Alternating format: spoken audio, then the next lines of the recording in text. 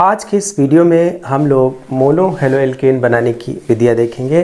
तो ये जो ग्रुप प्रक्रम, डार्जेन अभिक्रिया, हुंसडीकर अभिक्रिया, स्वार्ट अभिक्रिया, फिंकलस्टीन अभिक्रिया, एल्केन का हैलोजनीकरण, ये सारी चीज़ें जो है ये मोनो हैलो एल्केन बनाने में ये अभिक्रियाएँ यूज़ होती हैं। तो जब भी हमें हैलो एल्केन तथा हैलोएरीन चैप्टर को पढ़ना हो तो पहले ये सारी अभिक्रियाएँ मेमोराइज़ करनी पड़ेंगी, क्योंकि ये अभिक्रियाएं इस चैप्टर से रिलेटेड हैं। तो चलिए वन बाय वन करके इन रिएक्शंस को देखते हैं कि ये रिएक्शंस क्या हैं। तो सबसे पहले देखते हैं ग्रुप प्रक्रम। ग्रुप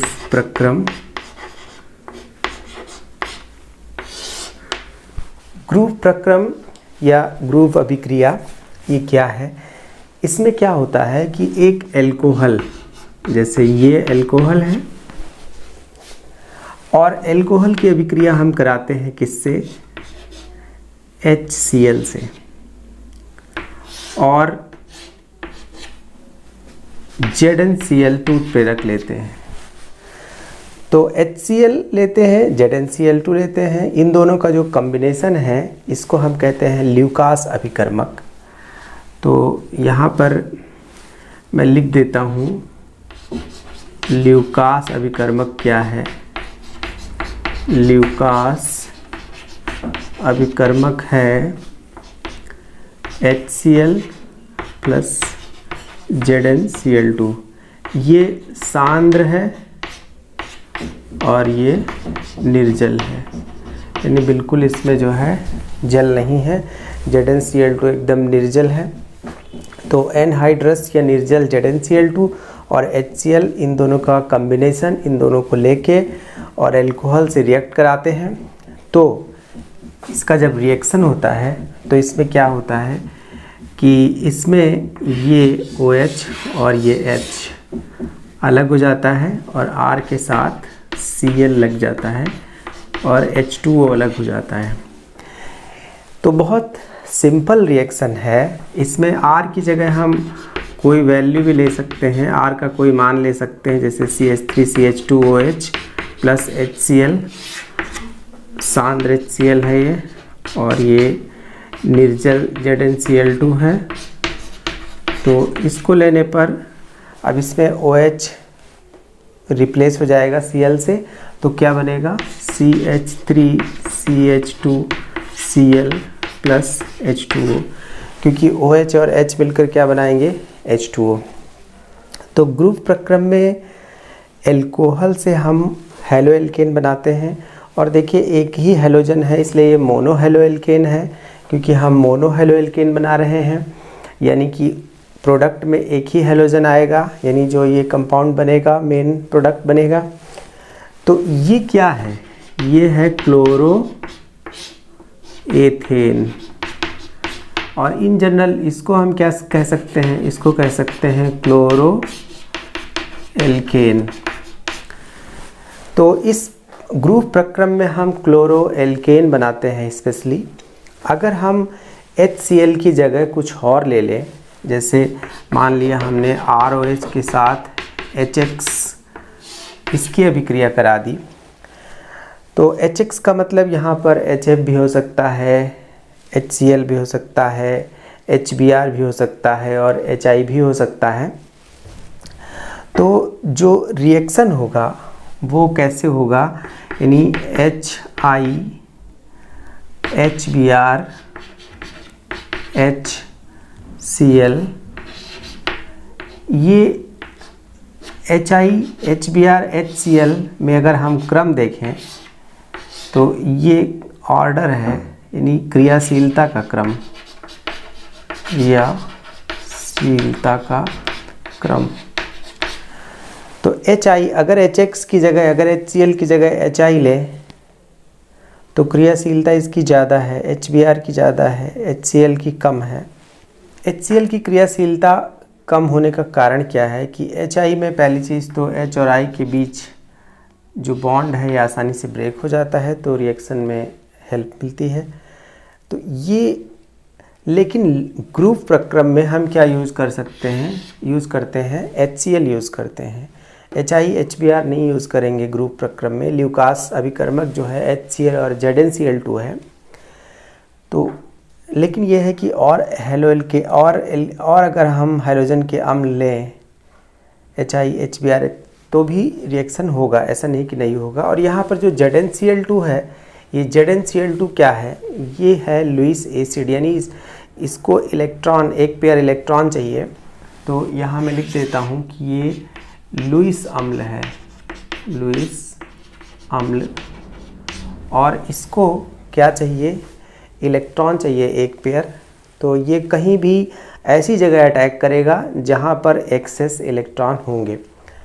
तो आप देख रहे हैं कि जैसे यहाँ पर एक्सेस, जैसे ऑक्सीजन पर इलेक्ट्रॉन है यहाँ पर, तो ये जो है एक तरह से इस ऑक्सीजन से एक पेयर इलेक्ट्रॉन के लिए यहाँ पर लिंक होगा, एक कॉम्प्लेक्स बनाएगा, यानी यहाँ से जुड़ना चाहेगा और इस तरीके से ये बॉन्ड ब्रेक होने में मदद करेगा। तो ZnCl2 एक कैटलिस्ट की तरह है, रिएक्शन को स्पीड अप करता है और उस बॉन्ड को ब्रेक होने में मदद करता है। यहाँ से ये ग्रुप जो है H2O के रूप में निकलता है।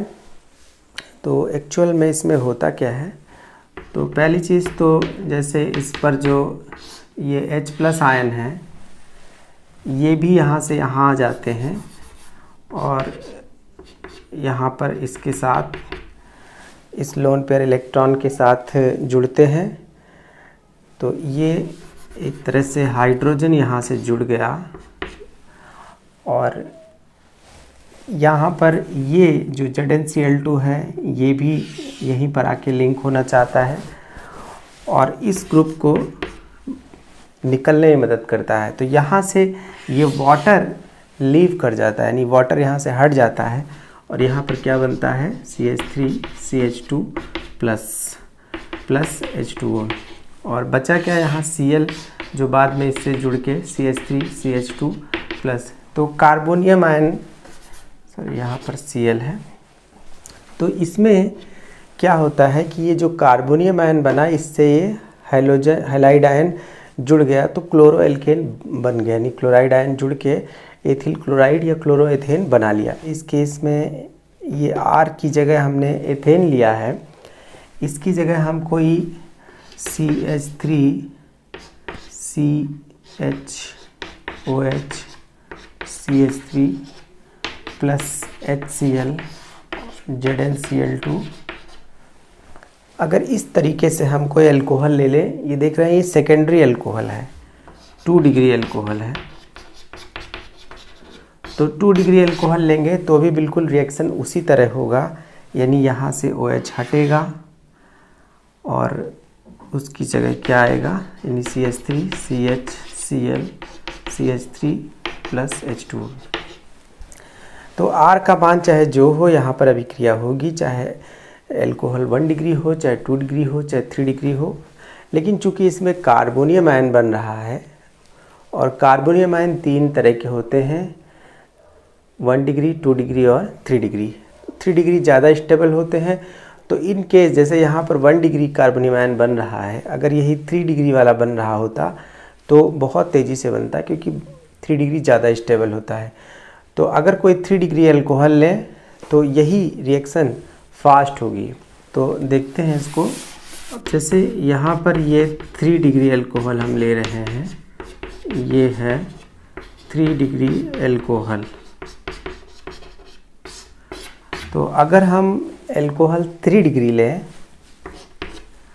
और इसका रिएक्शन कराएं तो यहाँ पर क्या होगा कि ये H यहाँ से आके लिंक होगा, फिर ये ग्रुप यहाँ से हटेगा, यानी H2O यहाँ से हटेगा ZnCl2 की हेल्प से, और फिर यहाँ बनेगा क्या, CH3C CH3 प्लस H2O।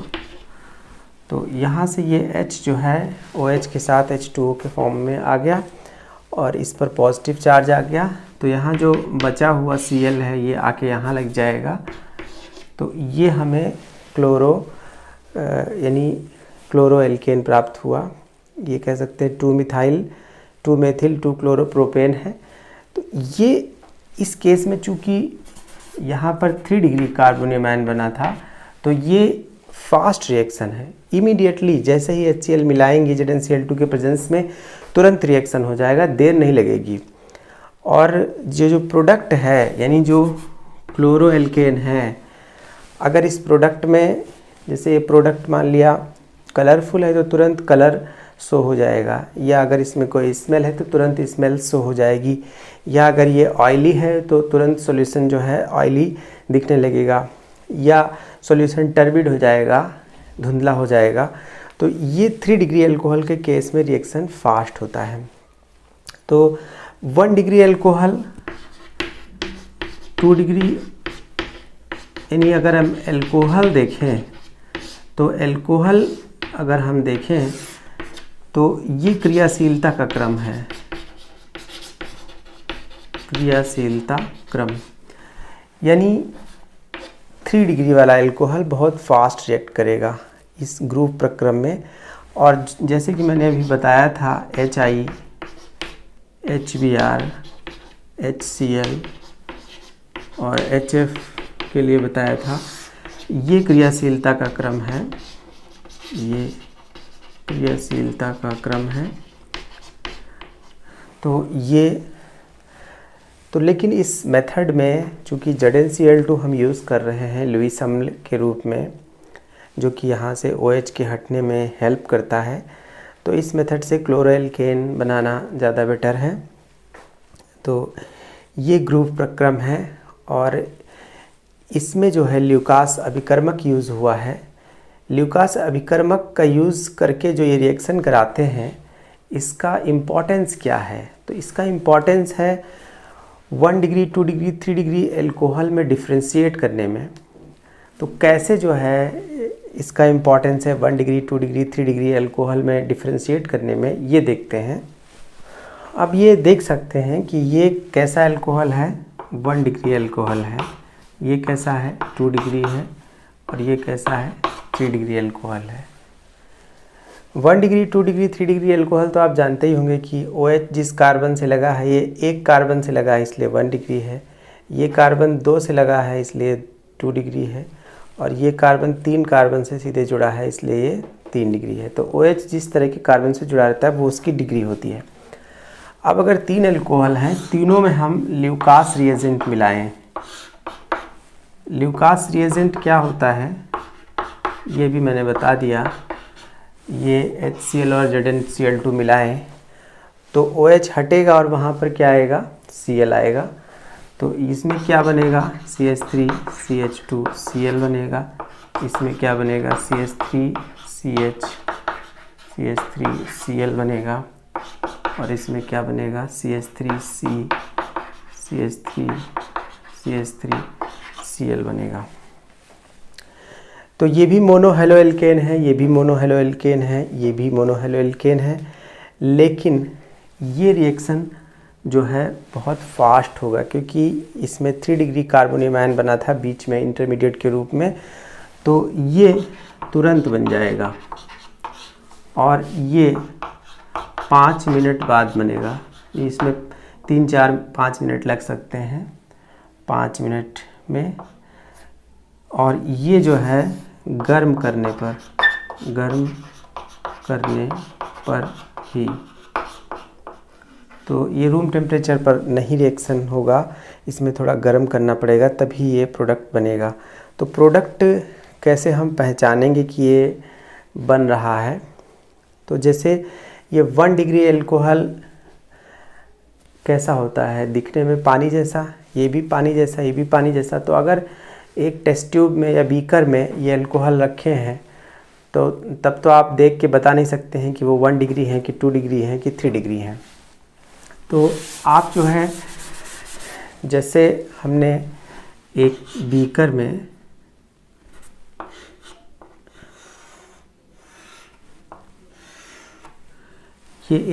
में हमने अल्कोहल लिया, तो मान लिया हमने यहाँ पर अल्कोहल ले लिया है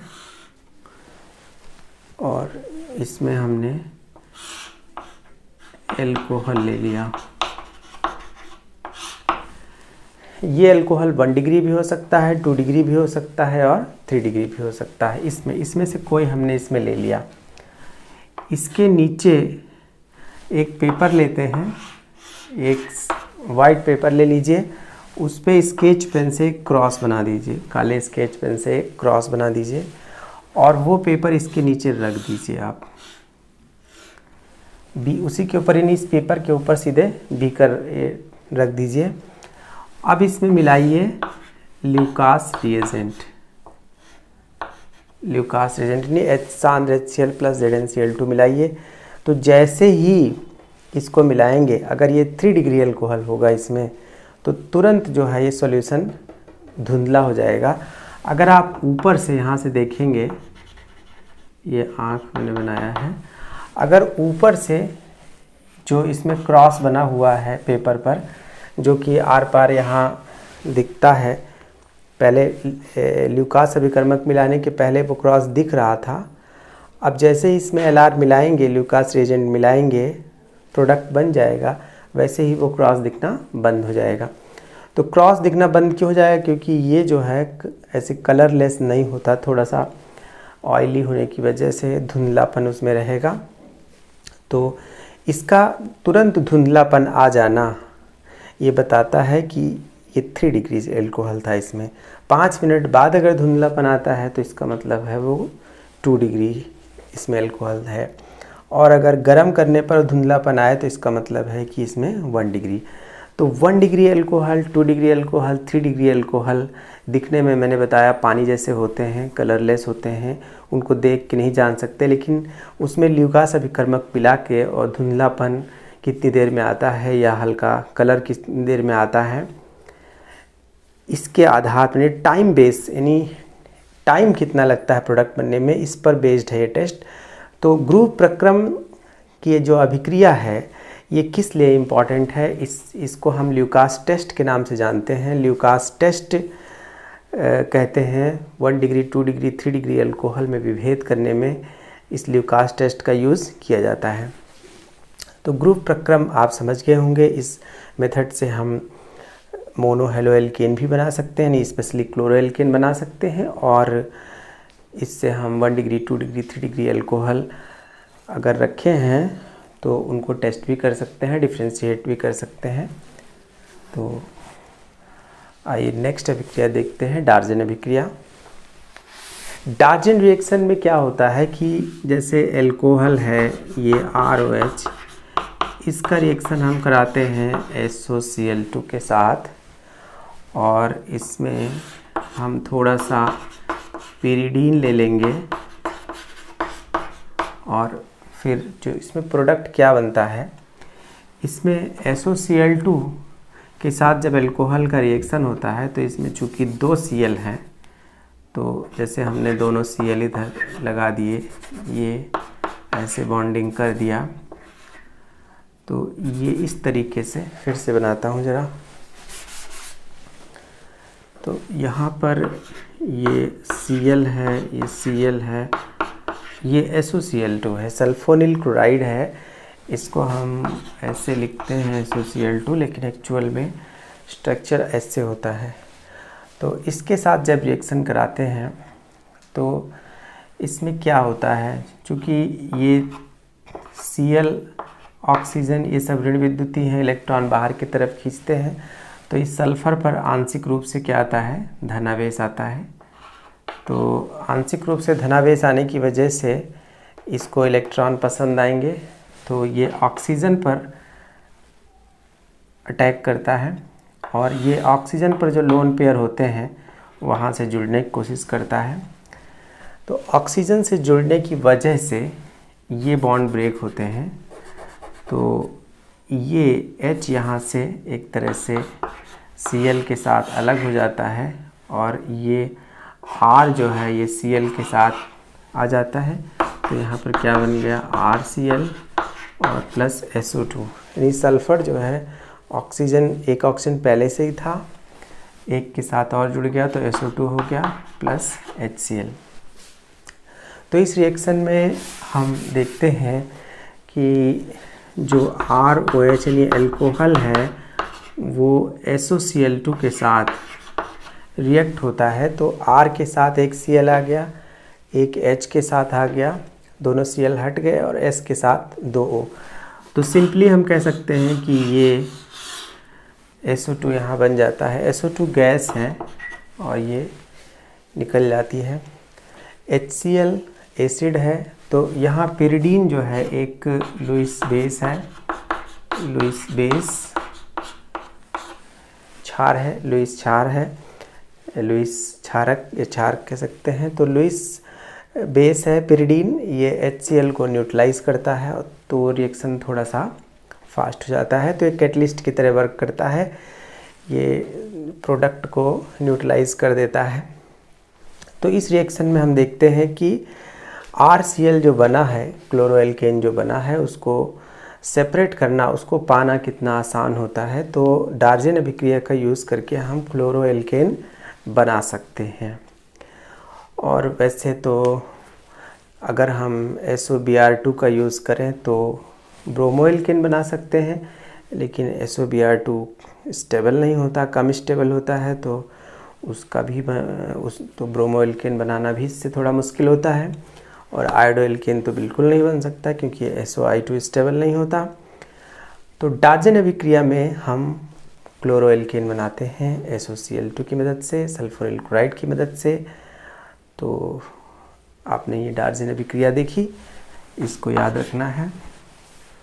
नेक्स्ट अभिक्रिया हुन्स-डीकर अभिक्रिया देखेंगे। हुन्स-डीकर अभिक्रिया। हुन्स-डीकर अभिक्रिया में क्या होता है कि हम कोई कार्बोक्सिलिक अम्ल, ये कार्बोक्सिलिक अम्ल का सूत्र है, जैसे एग्जाम्पल के लिए CH3COOH है, तो ये एसिटिक अम्ल है या एथेनोइक एसिड है। अगर इसका सिल्वर सॉल्ट लें, यानी जैसे यहाँ पर ये इस पे माइनस और H पे प्लस है, तो H की जगह अगर Ag लगा है तो ये क्या है, सिल्वर एसीटेट। तो सिल्वर कार्बोक्सिलेट, ये सिल्वर लवण है कार्बोक्सिलिक अम्ल का, तो इसमें हमें सिल्वर लवण यूज़ करना है।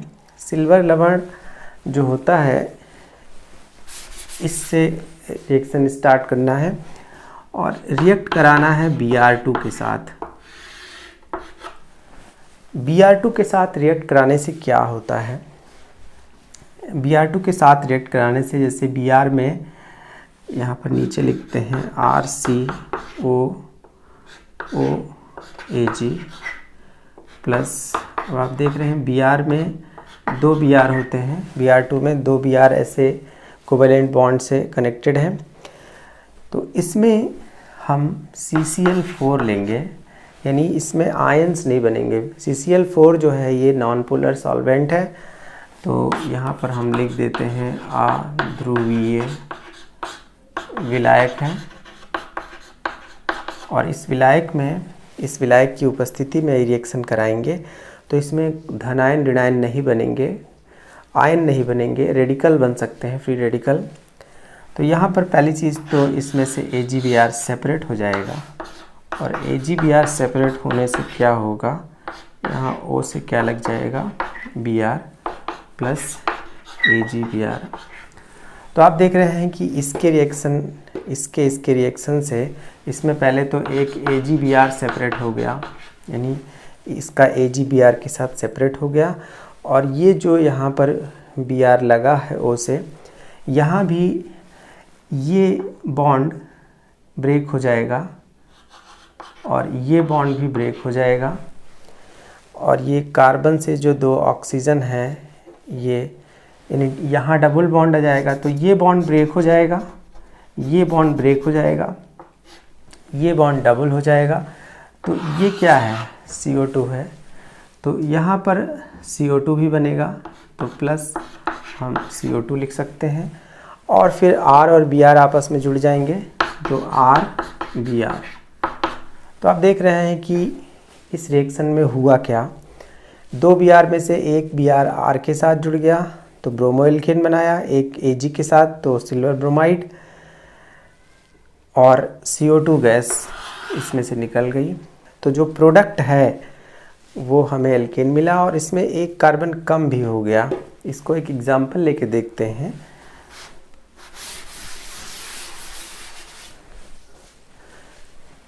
जैसे यहाँ पर है CH3COOAG या और बड़ा एल्केन, ये एल्काइल ग्रुप ले लो, CH3CH2COAG प्लस Br2। इसका अगर रिएक्शन कराएंगे CCl4 के साथ तो क्या होगा, इसमें CO2 निकल जाएगा।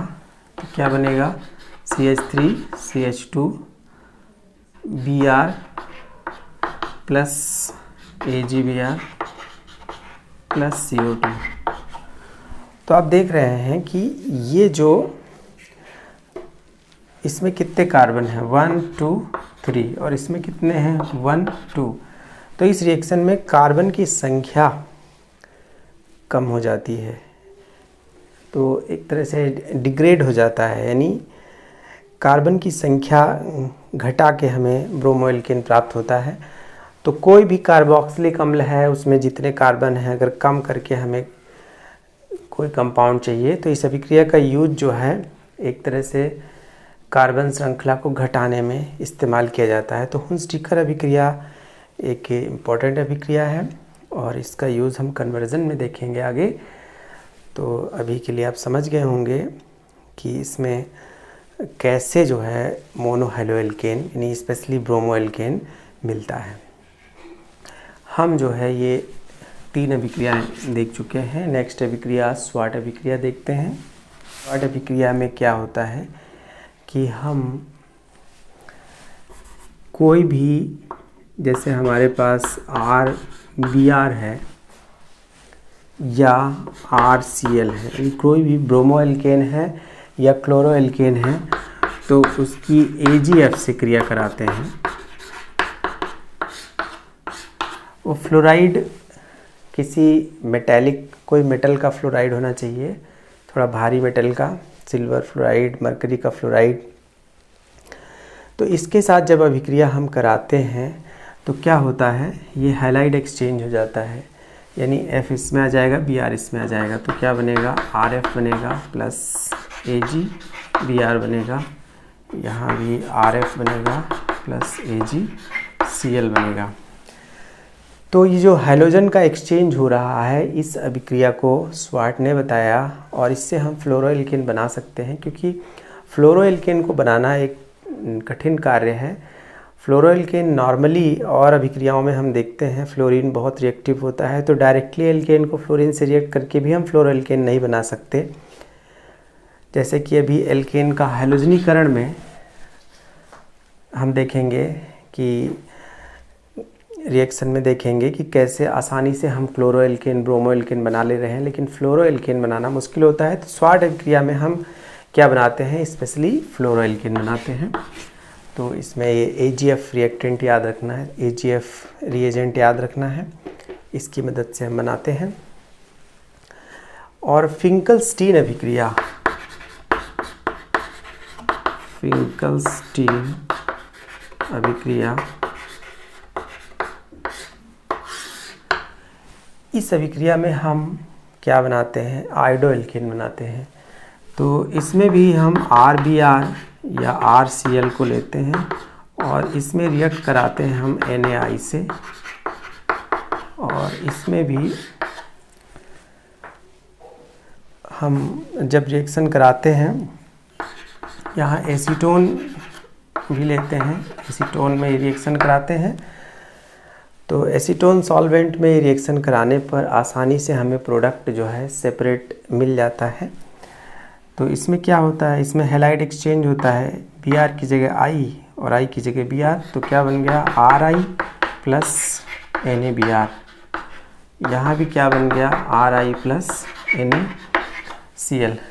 तो चूँकि ये आयनिक कंपाउंड है, ये आयनिक कंपाउंड है, तो इसकी सॉल्युबिलिटी कम रहेगी, तो आसानी से ये जो है सॉल्यूशन में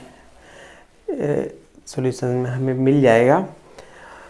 तो ये फिंकलस्टीन अभिक्रिया है, इससे हम आयोडो एल्केन बना सकते हैं। जैसे कि मैंने बताया कि जो RF है या RCl है, RBr है, RI है।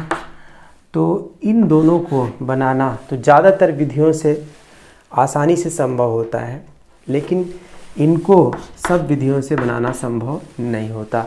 तो इनके लिए ये स्वार्ट रिएक्शन और फिंकलस्टीन अभिक्रिया है। इससे इसको हम बना सकते हैं स्वार्ट रिएक्शन से, इसको बना सकते हैं फिंकलस्टीन रिएक्शन से। तो हेलो एल्केन तथा हेलो एरीन चैप्टर जब भी इसको रिवाइज करना हो, जब भी इसको पढ़ना हो, स्वार्ट अभिक्रिया, फिंकलस्टीन अभिक्रिया, इसको दिमाग में बिल्कुल रखो और इन अभिक्रियाओं के नाम चैप्टर के साथ जोड़ना सीख लो। चैप्टर का नाम जैसे ही दिमाग में आए, अभिक्रियाओं के नाम भी जुड़ जाने चाहिए चैप्टर के साथ कि हाँ इस चैप्टर में ये नाम वाली अभिक्रियाएं हैं। तो ये अभिक्रियाएं भी इम्पॉर्टेंट हैं। नेक्स्ट जिस मेथड से हम मोनो हेलो एल्केन बना सकते हैं वो है एल्केन का हेलोजनीकरण। तो एल्केन का हेलोजनीकरण मतलब जैसे कोई एल्केन है, सपोज़ ये है मीथेन, ये भी एक एल्केन है। इसको हम कैसे लिख सकते हैं? इसको जैसे कार्बन से 4 हाइड्रोजन जुड़े हैं तो इसको हम ऐसे भी लिख सकते हैं CH3H, ये भी मीथेन है। तो ये जो CH3 है, यहाँ CH3 CH2H है, तो ये क्या है? मीथेन है। ये क्या है? एथेन है। तो RH हम लिख रहे हैं यहाँ पर, RH एल्केन को एक जनरल सिंबल है एल्केन का RH। RH से जब हम X2 की अभिक्रिया कराते हैं, X2 मतलब क्या हुआ? Fluorine, chlorine, bromine, iodine. तो X2 से जब कराते हैं तो इसमें 2 X हैं, एक जो है H के साथ अलग हो जाता है, एक R से लग जाता है। तो इस रिएक्शन में सनलाइट की ज़रूरत होती है। ये हैलोजनीकरण कहलाता है क्योंकि ये क्या है? हैलोजन। तो इस हैलोजन है, तो इसमें हम इनका अनुपात कंट्रोल करके मोनो हेलो एल्केन बनाते हैं। अदरवाइज़ उसमें ज़्यादा हैलोजन लग जाएंगे तो डाई हेलो एल्केन भी हमें मिल सकता है, ट्राई भी मिल सकता है। तो इनका अनुपात नियंत्रित करते हैं। इस अभिक्रिया में ये जो F2 है, Cl2 है, Br2 है, I2 है, ये जो है अभिक्रियाशीलता का क्रम है। ये अभिक्रियाशीलता का क्रम है, यानी F2 बहुत ज़्यादा रिएक्टिव है और F2 के साथ रिएक्शन को कंट्रोल करना भी मुश्किल है। इसलिए हम इस मेथड से F2 का रिएक्शन करा के फ्लोरोएल्केन नहीं बनाते हैं। I2 के साथ भी ये रिएक्शन नहीं कराते हैं क्योंकि रिएक्शन रिवर्सिबल होता है, और ये क्रॉस नहीं बनाते हैं क्योंकि ये इससे मिल रहा है। तो ये हम नहीं कराते हैं, यानी इसके साथ हम नहीं कराते हैं। फ्लोरोएल्केन नहीं, I के साथ भी नहीं कराते हैं क्योंकि रिएक्शन रिवर्सिबल होता है, तो प्रोडक्ट के अच्छी यील्ड नहीं मिलती है। तो ज़्यादातर हम एल्केन का हैलोजनीकरण करा के क्लोरोएल्केन और ब्रोमोएल्केन प्राप्त करते हैं।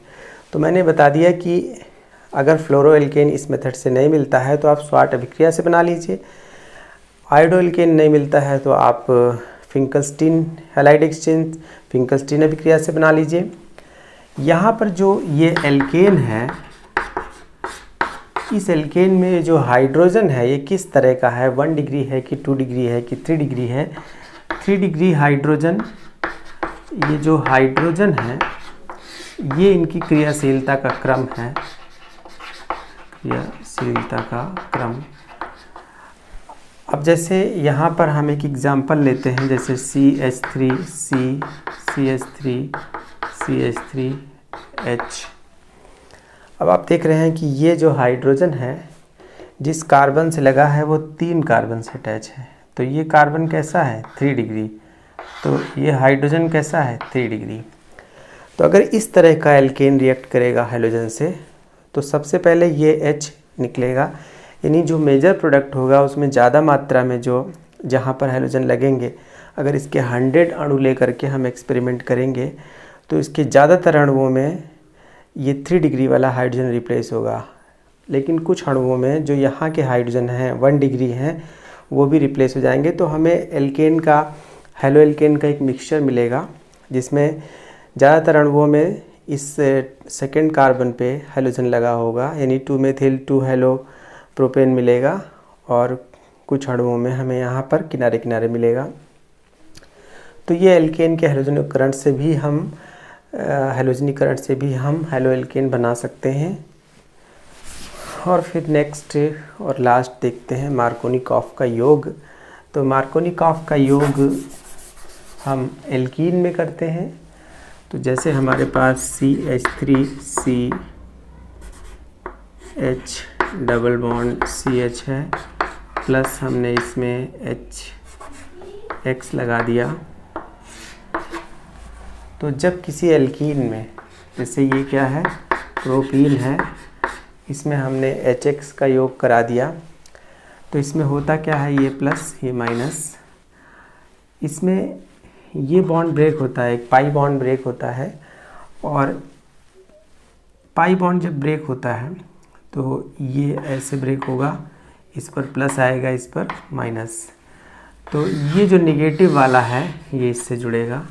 मार्कोनिकॉफ का नियम क्या कहता है कि किसी असम्मित एल्कीन में जब असम्मित अभिकर्मक का योग होता है तो उसका ऋणात्मक भाग, ऋणात्मक पार्ट उस कार्बन पे जाता है जिस पे कम संख्या में हाइड्रोजन होते हैं।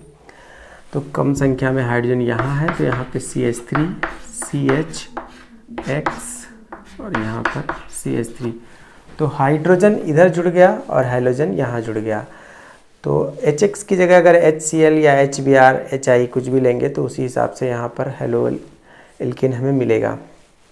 तो ये मार्कोनिकॉफ योग है, ये मार्कोनिकॉफ एडिशन है, मार्कोनिकॉफ योग हो रहा है इसमें।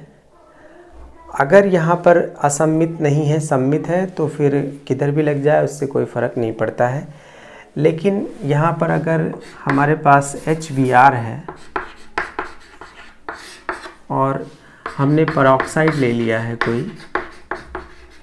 कोई कार्बनिक परऑक्साइड ले लिया है, जैसे बेंजॉइल परऑक्साइड या कोई भी कार्बनिक परऑक्साइड ले लिया, तो यहाँ पर CH3CH डबल बॉन्ड CH2 जो रिएक्शन होता है ये उल्टा होता है। अगर कार्बनिक परऑक्साइड और HBr, इस कार्बनिक परऑक्साइड की उपस्थिति में HBr का योग जब इसमें होता है तो ये चूँकि असम्मित एल्कीन है, लेकिन फिर भी इसमें मार्कोनिकॉफ नियम के विपरीत, यानी Br को इधर लगना चाहिए, जिससे देख रहे हैं यहाँ लगना चाहिए, लेकिन किनारे लगता है। तो प्रोडक्ट क्या बनेगा, CH3CH2 Br। तो ये क्या बना, 1 ब्रोमो प्रोपेन। इसमें प्रोडक्ट क्या बना, 1 ब्रोमो प्रोपेन। यहाँ पर अगर हम HBr लेते तो यहाँ पर Br लगता और क्या बनता, 2 ब्रोमो प्रोपेन। तो आप देख रहे हैं कि अगर हमें 2 ब्रोमो प्रोपेन बनाना है तो हम ये वाली रिएक्शन यूज़ कर लेंगे, मार्कोनिकॉफ योग करा लेंगे। और अगर 1 ब्रोमो प्रोपेन, तो कन्वर्जन में इन सारी रिएक्शंस का बहुत यूज़ है स्पेशली, और एग्ज़ाम में तो नेम वाली रिएक्शन से भी रिलेटेड क्वेश्चन आते हैं, और बाकी रिएक्शन जो होती हैं उनका कन्वर्जन में यूज़ है। तो रिएक्शन सभी पढ़ना है और उनके रिएजेंट को मेमोराइज़ करके रखना है। तो आज के इस वीडियो में आपने मोनो हेलो एल्केन बनाने की जो कुछ विधियां हैं देखी, तो हम उम्मीद करते हैं कि ऑर्गेनिक केमिस्ट्री को अच्छे से आप समझ पाएँ। इसके लिए जो भी वीडियो बना रहे हैं हम, जो भी रिएक्शंस बता रहे हैं, उनको उस चैप्टर के नाम के साथ लिंक करिए। जैसे इन अभिक्रियाओं को चैप्टर के नाम के साथ याद कर लीजिए कि इस चैप्टर में हमने इतनी अभिक्रियाएं पढ़ी हैं और किस अभिक्रिया में कौन से अभिकर्मक यूज़ हुए हैं, तो अच्छा रहेगा। ठीक है, तो मिलते हैं नेक्स्ट वीडियो में। Okay, bye bye.